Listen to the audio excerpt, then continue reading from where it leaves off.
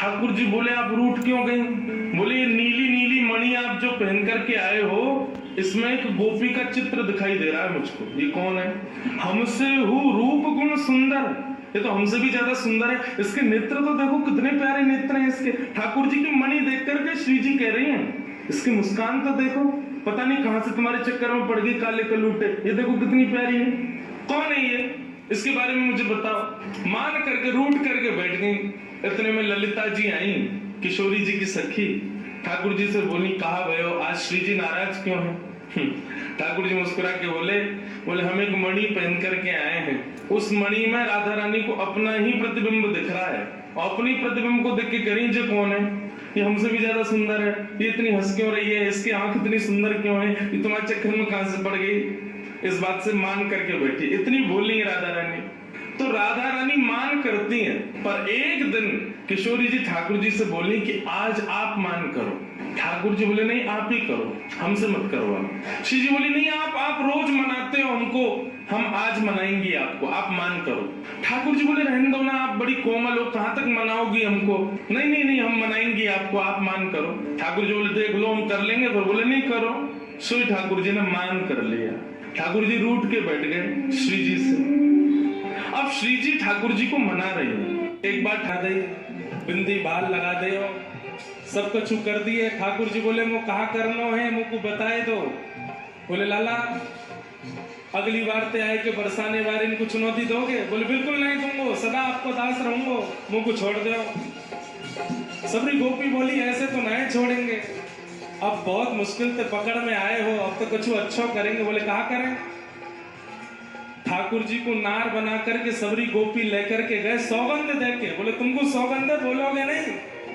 और नारी बन के ठाकुर जी को ले गए नगरानी यशोदा के पास, और यशोदा मैया से जाके बोले मैया नई दुल्हन आई है, नई नवेली दुल्हन आई है, आपको देख लो एक बार। मैया ने कही अरे भैया बड़ी सुंदर दुल्हन है, नहीं कि आपको मोह तो दिखाओ। बोले मोह बाद में दिखावे कि पहले गुण देखो। बोले कहा गुण? नाच के दिखा। अरे अरे बहू नाच के दिखा मैया को। ठाकुर जी मैया के सामने ही नाच रहे हैं, प्रेम से नृत्य कर रहे हैं। यशोदा मैया कह रही है बड़ो बढ़िया नृत्य करे भैया, ये तो लाली,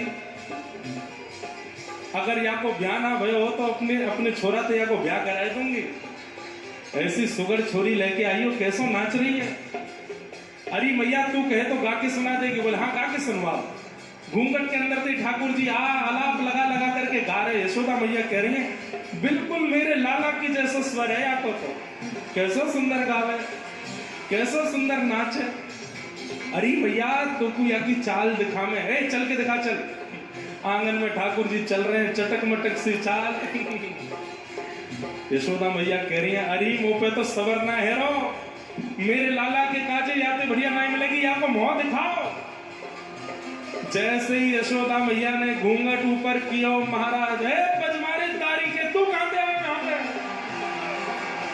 अरे मैया तो को कहा बताऊं, सबरी गोपी ने पकड़ करके मुंह नार बनाए दियो। अब सब गोपी कह रहे मैया लाला नारी तो बनी गयो है, न इधर आके संग नृत्य कर लो। गोपियां ताल बजा रही हैं और मध्य में होरी के रसिया लाला लाली बन करके यशोदा मैया के संग नृत्य कर रहे हैं।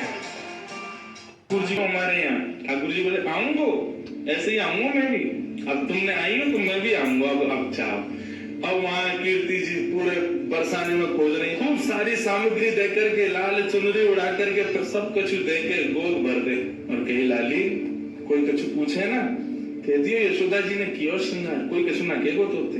नन्ही सी किशोरी जी और कन्हैया को इशारा करके वहां से चली गई, मिल के चली गई। अब वहां कीर्ति जी पूरे बरसाने में खोज रही है मेरी लाली कहाँ चली गई, छोटी सी लाली भोली सी है, कोई बहका के ले गए बाकू, सब जगह खोजे लेकिन कहीं दिखे नहीं।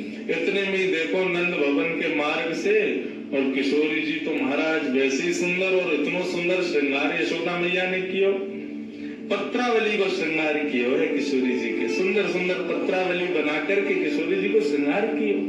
जैसे ही किशोरी जी आई कीर्ति दौड़ करके गई, हृदय से लगाया लाली तू कहाँ गई, मैं कब तक खोजे, और ये कहा गयो, ये तेरी मां कौन ने भर दी, और ये तेरे होटल पे लाली मां कौन ने रच दी, पावन में महावर ये पाजे कोंदनी गले में हार, इतना सामान ये सब कौन ने किया? मैया मैं गई नंदगाम, वहां पे यशोदा मैया ने मेरा श्रृंगार कर दिया। कीर्ति मैया श्रृंगार देख के समझ गई, बोले कि यशोदा जी ने गोद भर दी मेरी लाली की। चिंता है गई कीर्ति जी को। बरसाने की एक सखी पूर्णमासी बुलवाया, सबसे बूढ़ी बड़ी वही है, वही ब्याह कराती डोले नंदगाम बरसाने में। पूर्णमासी आई, पूर्णमासी से कीर्ति मैया बोली, मैया देखियो मेरी लाली को कैसे श्रृंगार कर दियो, कहा का सामान दे दियो, या सबको मतलब कहा समझू मैं? बोले अरे या को मतलब सीधो सीधो है। कहा?